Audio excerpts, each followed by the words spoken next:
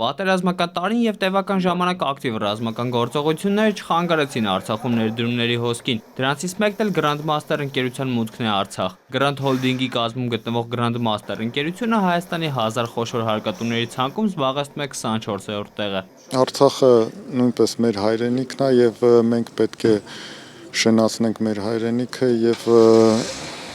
իմ համար եւ մեր ընտանիքի համար Grand Holding-ի համար դա մեծ նշանակություն ունի։ Ստեփանակերտի արտադրամասի շահագործման համար ներդրվել է $1 միլիոն։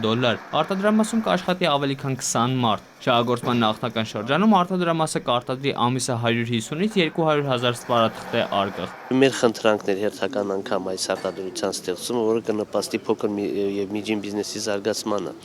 Ինքը ոչ միայն արտադրություն է, այլ խթանի մնացած տնտեսություններին։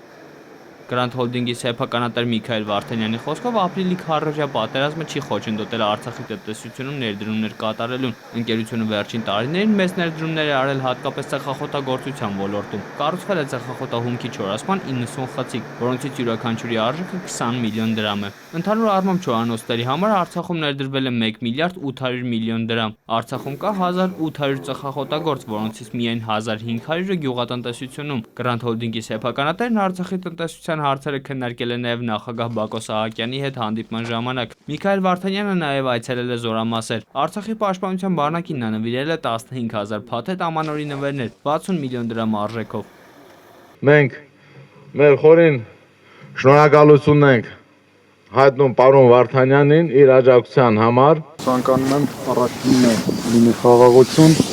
մենք էլ ունենանք հզոր բանակ, որ այդ խաղաղությունը կարողանանք ապահովենք։